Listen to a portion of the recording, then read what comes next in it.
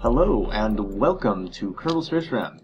Today I'm in 0.23, which came out recently. I'd like to apologize for not making a news video as I've been doing since 0.18, but you know, I had a few materials ready, but never got the time to do it because finals in school. Anyhow, the biggest thing I want to mention right off the bat that's changed is about EVA and monopropellant, because I noticed that other YouTubers that are way more popular than me have made their videos, and they have not mentioned that the command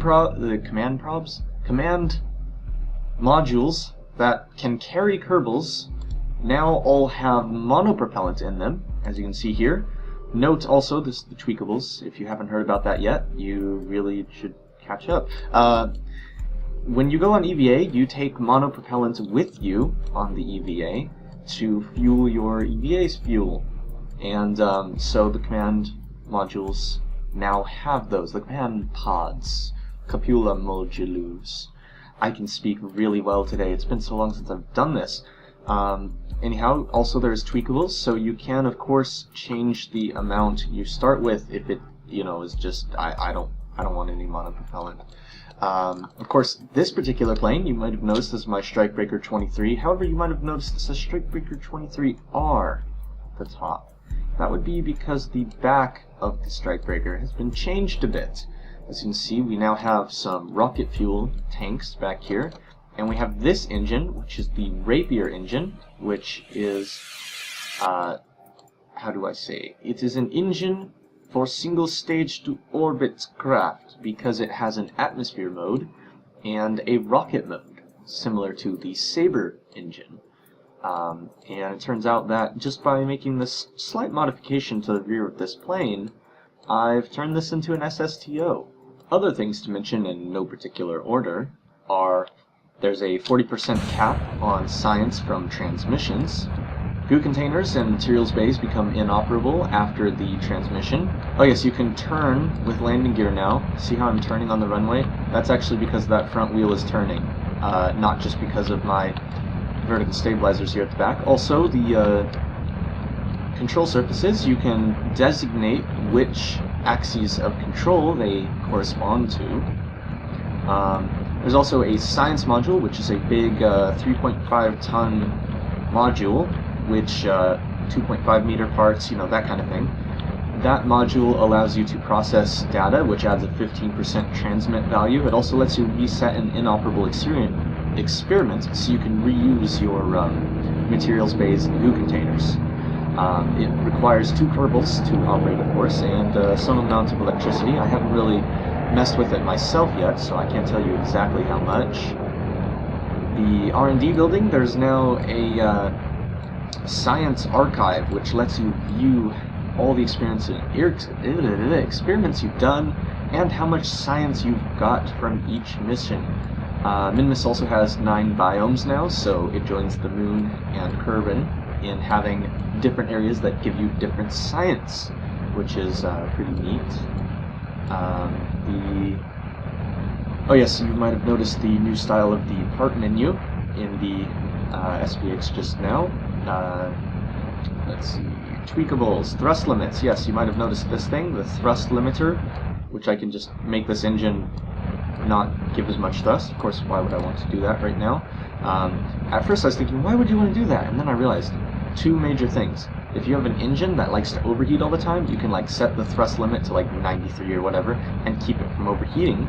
If you have an SRB, you can set the thrust limit on the SRB to make SRBs last longer. Of course, they don't thrust as hard, but having the thrust more spread out over time can be more effective in the lower atmosphere. You can also, when it comes to like landing gear or ladders, I believe, I haven't actually checked ladders, but I assume the case is so for them as well. You can actually control whether they start deployed or not deployed. Unfortunately, there's no flaps yet. You can also turn brakes on and off for the landing gear, so that if you you can also do that so that if they you know, for instance, this plane, the front landing gear does not have brakes, and that way you can't accidentally like apply the brakes really hard and tip over on the nose. So that's useful. There's also this thing for the lights, which you might notice that... never mind. Never mind. That was... I thought I noticed something peculiar, but it was actually just me being a dumb. So, apologies for that. There's the Rapier engine, which I've mentioned already, but here it is. There's also been, you know, several optimizations to KSP to make it load faster and take less memory, as always. So, that's pretty neat. Now, I'm not sure if I'm actually going to make it into orbit with this, because I'm not really trying. Although I am going to try a bit. I'm going to level out my ascent a bit here. Also, you might notice my intake air is already at the point where if I had the turbojets, I'd be worried about it flaming out, right? This Rapier engine is a bit different in that it doesn't seem to have the issues in quite the same way. It seems you have to actually hit 0 in order for it to switch over. And even then, the first couple of times I tried to use it, it would hit 0 and keep burning for quite a while in atmosphere mode before switching to rocket mode. But, well, now as you can see, we've flattened out our ascent to pick up horizontal speed, because that is the way you fly SSTOs. Because you have atmospheric engines, you want to stay in the atmosphere longer to pick up more speed. And so that is what I'm doing now. As you can see, I still have 2 intake air. I'm going to actually pull up just a bit, because I'm almost falling back down to the planet, which would, you know, be the wrong way to go if we're going to space. As you can see, we're now getting some re-entry effects from going this ridiculously fast at these speeds, these altitudes. It's very nice. I just wish we could get re-entry effects, re-entry refresh lower in the atmosphere. That would actually be cool, because when you come in with those extremely blazing hot things, it would be cool. Of course, that's cool too, that it doesn't, because reasons. I forgot what I was going to say there. Oh yeah, because eventually they plan to make it so that if you burn up too much, you will actually burn up. As you can see, we are on 0 intake air, but still air breathing. This is what I was talking about. It can actually go quite a bit on its own without quite switching over. You notice our thrust is rapidly dropping now, because we're reaching the operational limits of the engine. That's just the way it works, I guess. I don't really understand it, to be honest, but hey, it's a thing. Any minute now, should be switching to rocket mode. Any minute now. So this is what I'm talking about. It's like, what? Come on, rocket already. Still going up, still air breathing, still accelerating in speed, still dropping in thrust, and it just doesn't want to switch. And, you know, it's a bit overpowered. However, if you think about the fact that the Rapier engines come at the very end of the tech tree under hypersonic flight, then it's not really all that overpowered, because by the time you get to that point in the tech tree, you're kind of at that point, if you get what I mean. It's a logical next step to be able to do that, and have these engines that allow you to make small, easy, single-stage to orbit type craft. And it'll actually probably make making like things like shuttles and, well, of course, SSTOs such as this one a lot easier. And I'm still waiting for it to switch to air breathing mode. Did I lose altitude a bit there? I wasn't paying attention, and I think I might have momentarily lost altitude. Also notice we are actually very close to orbital velocities already. Also, I say this is an SSTO, but I haven't actually gotten it into orbit. That's because I've only flown it one other time before this, and that time I just was flying it just for the heck of it, to see how far I could go with the Rapier, and I almost got into orbit without even trying. So that's why I figured, okay, this is an SSTO, because if I can get into orbit almost without even trying, then it's probably an SSTO. So now we're going to just, you know, bring up the apoapsis, as you do. As you can see, we still have about half of our oxidizer and a little bit more liquid fuel. Of course, this plane carries a lot more liquid fuel than oxidizer. That's kind of just because it's my jet, but modified to carry a bit of rocket fuel. So as you can see how this works. Okay, that's empty. That's mostly full. We got a full fuselage there. And then these are almost empty on liquid fuel. And so now we're going to time accelerate a bit to get up to that altitude. I'm going to bust up just a bit more, get us a bit more out of the atmosphere a bit quicker because, you know, we need to be out of the atmosphere now. Okay, so we're out of the atmosphere, and I've time warped a little bit to get us closer to the apoapsis, and it's at in 4 seconds, so I'm accelerating now. Now it's in 7 seconds because I accelerated so much. Let's go out of the map view for a moment so you can see the cool rocket effect here. Let's go back so I can pay attention to what I'm actually doing. I'm going to let myself get a little closer to the apoapsis. I'm going to try and fine-tune this orbit into just getting into a perfect orbit. I mean, not really, but, you know, to a certain degree I'm going to try and make this a better orbit than I usually bother with. You notice there's several things in orbit already. Oh, that's one I landed. Okay, for a second I'm like, what? That's the one I flew the first time. I landed it, just did a nice arc around, halfway around the planet, and landed it. This one, of course, is getting into orbit. Of course, I did not take any EVA fuel with me, any monopropellant. So I'm curious if there's a small amount that's not in there initially that's in the EVA pack that I can get. I doubt it.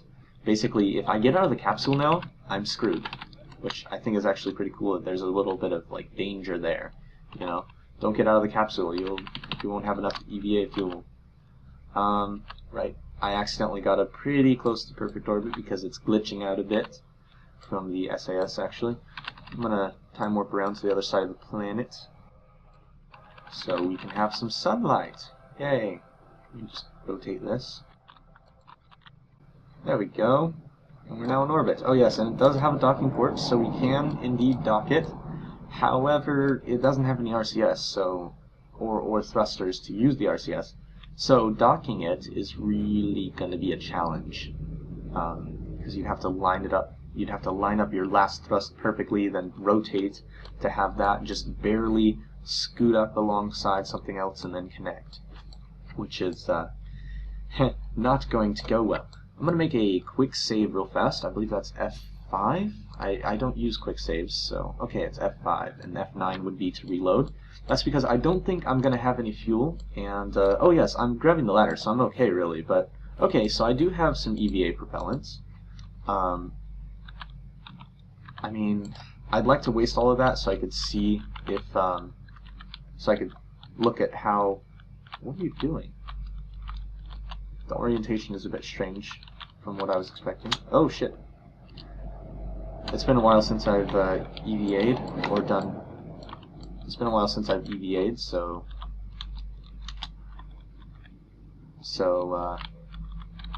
bear with me. Oh shit. They've changed the EVA, I see. You can actually rotate now. I'm just going to focus on getting back to the capsule now. There we go. Alright, so we had 4.6 EVA fuel after all. I guess maybe it doesn't come from the monopropellants, and you just don't replenish it? I don't understand. I thought it came from the monopropellants. Well, now we have more. That is different from what I was led to believe. But, okay then. So that is an oddity to be considered further. For now, anyhow, let's take a look at where KSC is. We're about in the right place to deorbit, I believe. I'm not sure, but we're going to deorbit, and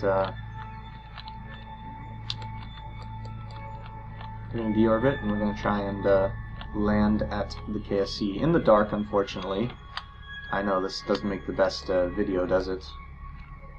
But oh well. Sorry.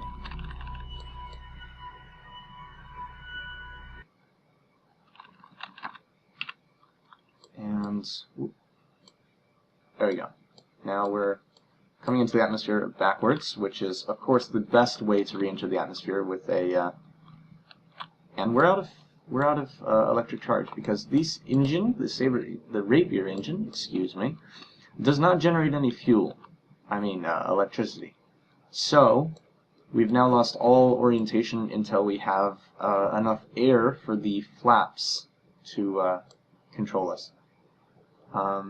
So yeah, that's not really a good thing per se. So we're just gonna let it take us how it will. I'm gonna try and use the controls a little bit and see if I can get some control. Of course, I probably won't be able to, not for a while, not until we're burning.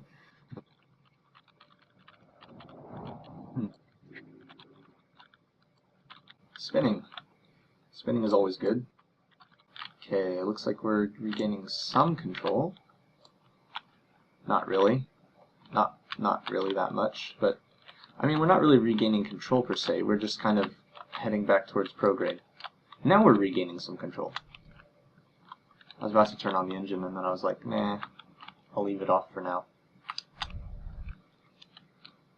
Funny thing is, if you have the thrust low enough, you don't see any effects from this engine, but it is giving you thrust. See, like this? Okay, I'm gonna go ahead and turn off the time warp so I can hopefully regain control to some degree. Okay, there we go. Oh, well, there we go. There went all our intake air instantly. There we go, we are air-breathing engines now. We carried almost a... nah. Where is that extra fuel? Do we have 190 liquid fuel somewhere on here. I'm trying to think, where is it? Because it's not back here. Oh, that's the small gear bay.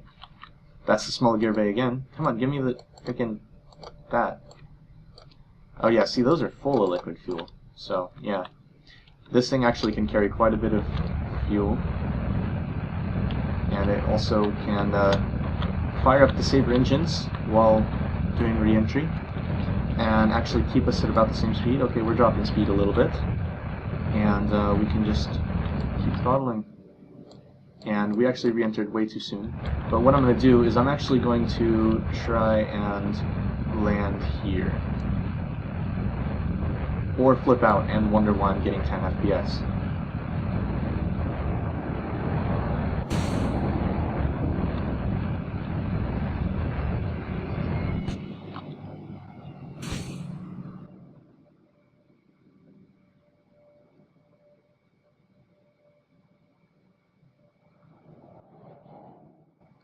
And there we go, we're not on fire anymore.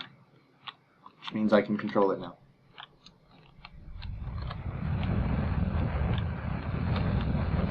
Being not on fire is good for your ability to control things, actually.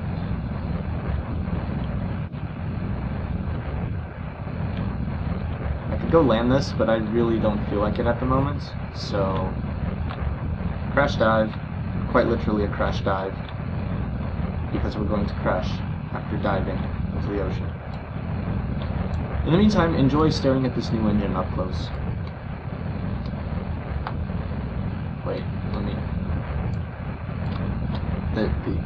The effects are glitching out. Okay, that's cool. Enjoy the engine while it lasts.